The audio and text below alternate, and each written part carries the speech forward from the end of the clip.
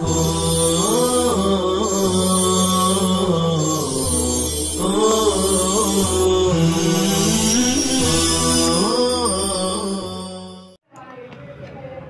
اللہ الرحمن الرحیم الحمدللہ رب العالمین والصلاة والسلام علی سید المرسلین وعلی آلہ وصحبہ الطیبین الطاہرین اما بعد وعن ام بجید قالت قلت یا رسول اللہ ان المسکین لا یقف علی بابی حتی استحی فلا اجد فی بیتی ما ادفعو فی یدہ فقال رسول اللہ صلی اللہ علیہ وسلم ادفعی فی یدہ ولو زلف محرقا رواہ احمد۔ ام بجید کی روایت ہے، وہ کہتی ہے کہ میں نے اللہ کے رسول صلی اللہ علیہ وسلم سے کہا کہ اللہ کے رسول بلا شبہ مسکین میرے دروازے پہ کھڑا ہوتا ہے یہاں تک کہ میں حیا کرنے لگتی ہوں، یعنی مطلب یہ کچھ مانگنے کے لیے دروازے پہ کھڑا ہوتا ہے، مجھے شرم آتی ہے کیونکہ گھر میں کوئی ایسی چیز نہیں مل پاتی ہے جو میں اس کو دے سکوں، یہاں تک کہ میں شرم کرنے لگتی ہوں۔ فلا اجدو، میں نہیں پاتی اپنے گھر میں کوئی ایسی چیز کہ میں اسے دوں، اور یدفع بیدہ، اس کے ہاتھ میں رکھ دوں، اس کو دے دوں۔ فقال رسول اللہ، تو آپ صلی اللہ علیہ وسلم فرمایا ادفعی فی یدہ، اس کے ہاتھ میں دے دیا کر، کچھ نہ کچھ دے دے، ولو زلف محرقا، اگرچہ جلا ہوا کھڑی ہی کیوں نہ ہو، یعنی معمولی چیز بھی ہو تو دے دینا چاہیے، فقیر کو ایسی ہی واپس نہیں کرنا چاہیے۔ آگے کی روایت حضرت عثمان کے مولا آزاد کردہ غلام کی ہے، وہ کہتے ہیں اہدیہ لام سلمہ، کہ ام سلمہ کے لیے گوشت کا ٹکڑا ہدیے میں پیش کیا گیا تھا۔ وکان النبی صلی اللہ علیہ وسلم، آپ صلی اللہ علیہ وسلم یعجب اللحم، آپ کو گوشت پسند تھا۔ حضرت ام سلمہ حضور کی محبت میں خادم سے کہا ضعیہ فی البیت، کہ اس گوشت کے ٹکڑے کو گھر کے اندر رکھ دے، یعنی چھپا کے رکھ دے، استعمال نہ کر، لعل النبی، ہو سکتا ہے کہ آپ صلی اللہ علیہ وسلم یا کو لہو، اسے تناول فرمائے، حضور آئے، حضور کو پسند ہے گوشت تو کھانے میں دے دے۔ فوضعته فی قوت البیت، پس انہوں نے رکھ دیا اسے گھر کے طاق میں، کسی دریچے طاق میں رکھ دیا۔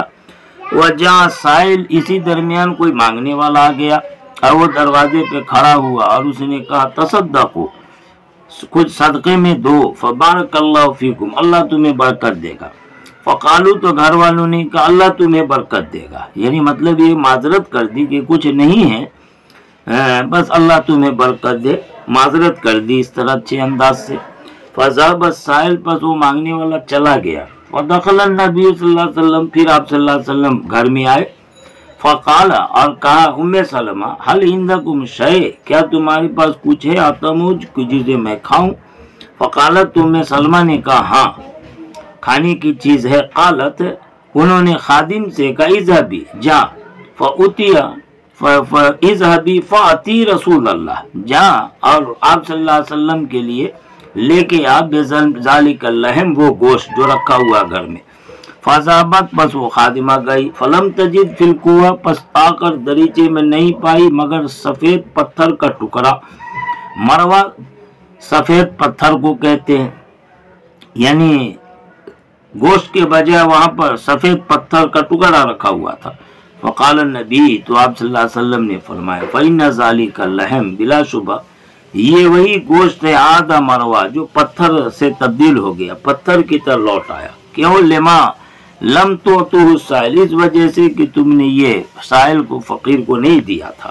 معلوم یہ ہوا کہ بڑی عبرت لینی چاہیے، سبق حاصل کرنا چاہیے کہ اگر ضرورت مند کو مایوس کر کے واپس کر دے تو اللہ پاک اپنی ضرورت کو بڑھا دیتے ہیں، اور جو چیز ضرورت پوری کرنے کے رکھا تھا اس کو بھی اللہ پاک اس قابل نہیں رہنے دیتے کہ اس سے کوئی ضرورت پوری کر سکے۔ آگے کی روایت ابن عباس کی ہے، کہتے ہیں کہ آپ صلی اللہ علیہ وسلم نے فرمایا الا اخبرکم بشر الناس منزلہ، کیا میں تمہیں خبر نہ دوں لوگوں میں سب سے بدتر درجے والوں کی، یعنی جس کا درجہ انتہائی بدترین ہے، ایسے لوگوں کی خبر نہ دوں؟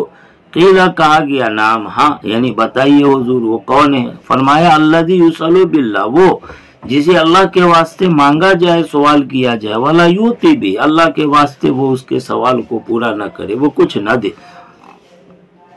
اللہ کے واسطے مانگے مطلب یہ ہے کہ اللہ کے نام پر سوال کرے، اور وہ پورا کر سکتا تھا، طاقت بھی ہے، لیکن پھر بھی وہ پورا نہ کرے۔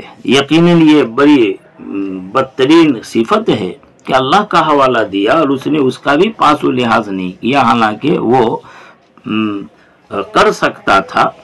تو معلوم ہوا کہ ایسا آدمی انتہائی بدترین درجے کا آدمی ہوتا ہے۔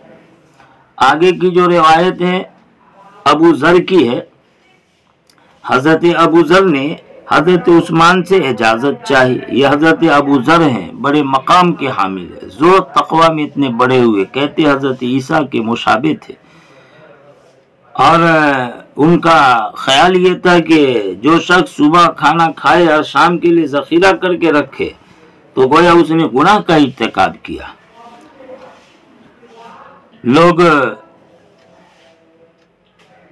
آپ کی بڑی قدر کرتے تھے اور آپ کی بات مانتے تھے، لیکن صحابہ کے زمانے میں تو اچھا چلا، بعد میں جب تابعین پیدا ہو گئے تو وہ لوگ ان کو سخت مزاج سمجھنے لگے، ان کی سختی اور زیادتی کو برداشت نہیں کرتے، لہذا کچھ نہ کچھ لوگوں کے ساتھ گڑبڑ ہو جایا کرتا تھا۔ حضرت عثمان نے انہیں مدینہ سے واپس قریب کے ایک مقام ربضہ میں بھیج دیا تھا، اور وہیں وہ قیام پذیر ہو گئے، اور حضور نے ان کے لیے پیشین گوئی کی تھی کہ وہاں ان کا انتقال ہوگا، وہی دفن ہوں گے، چنانچہ ایسا ہی ہوا۔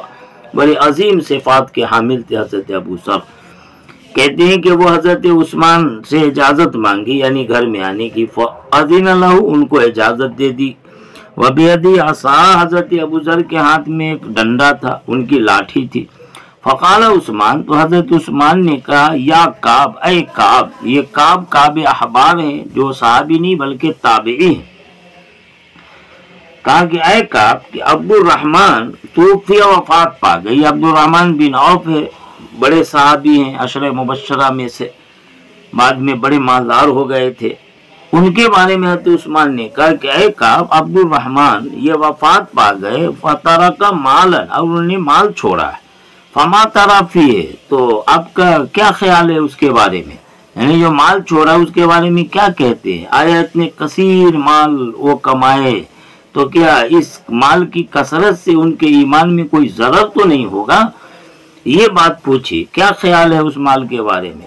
فقالت، انہوں نے کہا، ان کان یصل بہ حق اللہ، اگر وہ اس میں اللہ کا حق پہنچاتے تھے، اللہ کا حق یعنی زکوٰۃ وغیرہ صدقات وغیرہ ادا کرتے رہتے تھے، فلا باس علیہ، تو ان پر کوئی حرج نہیں، یعنی صورت میں گنجائش ہے کہ کسی خوف اور خطرے کی بات نہیں ہے۔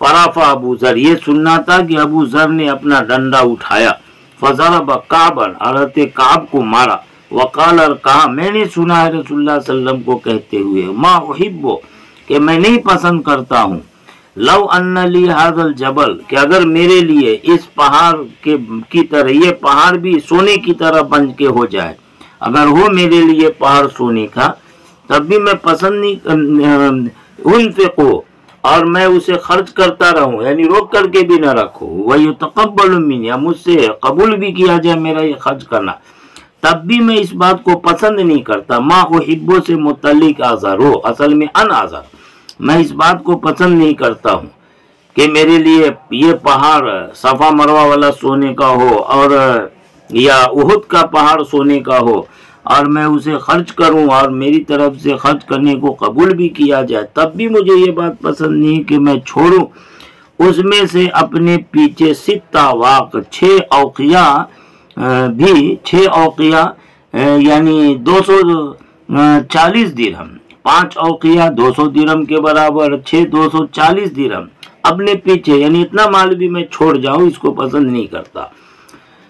انشدو کا باللہ، اب حضرت ابو ذر نے حضرت عثمان سے کہا، اے عثمان، میں تجھے اللہ کی قسم دیتا ہوں، کیا تو نے یہ بات نہیں سنی ہے حضور سے، یعنی حضور نے اسی بات فرمائی، پھر کیسے کہہ رہے ہو حضرت عبد الرحمن بن عوف کے بارے میں کہ مال چھوڑا اور کوئی حرج نہیں ہے؟ کیا سنا نہیں ہے اس کو؟ 3 مرات، 3 बार उन्होंने हजरत उस्मान से फरमाया। काला, तो हजरत उस्मान ने कहा कि नाम, हाँ, यानी मैंने भी हुजूर से ये बात सुनी है। आगे की रिवायत है, उस रिवायत में हजरत उक़बा बिन हारिस है, वो कहते हैं सल्लैतु वरा नबी, कि मैंने आप सल्लल्लाहु अलैहि वसल्लम के पीछे नमाज पढ़ी मदीना में, असर की नमाज। फसल्लमा, हुजूर ने सलाम फेरा। सुम्मा काम मुसरियन, फिर तेजी से आप खड़े हुए, यानी उठे और घर की तरफ तेजी से जाने लगे। फतखत्ता रिक़ाबन नास, और हुजूर ने लोगों की गर्दनों को फलांगा, यानी लोगों की गर्दनें फांगते हुए इला बाज़ हुजरे निसाई, अपने औरतों के बाद हुजरे कमरे की तरफ गए। फफज़अ नास, बस लोग घबरा गए हुजूर की जल्दी से कि हुजूर इतनी तेजी से क्यों निकले, क्या बात है। फ़खरज अलैहिम, फिर हुजूर उनके सामने निकले, यानी वापस आए। फरा, तो देखा कि अन्नहुम क़द अजिबू मिन सूरती, कि लोग इनकी इस तेजी के साथ जाने पर ताज्जुब कर रहे हैं। काला, तो हुजूर ने फरमाया कि ज़कर तो शय, कि ये जो तुम लोग ताज्जुब कर रहे हो मेरे तेजी के साथ जाने पर, इसकी वजह यह है कि ज़कर तो शय, मैंने याद की एक चीज, मिन तिबरिन, सोने की डली, सोने के ढेले से, सोने के ढले को तिब्र कहते हैं, यानी हमारे पास सोने की कोई डली, सोने का ढेला घर में पड़ा रह गया था, वो अचानक मुझे याद आ गया। ज़कर तो शय, कि मैंने एक चीज याद की है, मिन तिब्र, यानी मुझे याद आया, सोने की डली, सोने का ढेला मुझे अचानक याद आ गया जो हमारे पास है। फकरे, तो मैंने नापसंद किया यह बेसनी, कि वो मुझे रोक रखे। रोकने का मतलब मकाम कुर्ब से रोक रखे, जो घर में पड़ा हुआ है, तो उससे मेरे अल्लाह से करीब होने के मकाम में खलल आ रहा। फ़अमरतु बिक़िस्मती, इसलिए मैं जल्दी से गया था और मैंने हुक्म दिया उसको बांट देने का। मतलब ये है कि सोना मकाम कुर्ब से न रोके, इसलिए मैंने ऐसा किया। ये अजीमत का मकाम है, बड़ा आला दर्जा है, हर कोई इसकी पैरवी नहीं कर सकता है।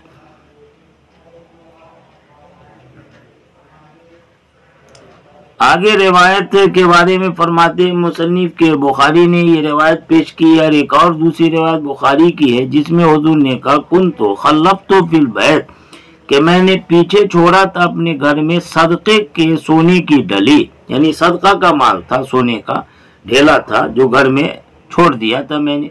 फ़करिहतु अन उबय्यतहु, तो मैंने नापसंद किया इस बात को, अन युबय्यतहु, कि उसे अपने घर में रात गुजारने के लिए रखूं, यानी मेरे घर में ये पड़ा रहे, और मुझे ये बात पसंद नहीं है कि एक रात भी उसके साथ मैं घर में रखूं, एक रात भी उसके साथ में बसर करूं। मैंने नापसंद किया इस बात को, युबय्यतहु, कि एक रात भी उसे अपने पास अपने घर में रखूं।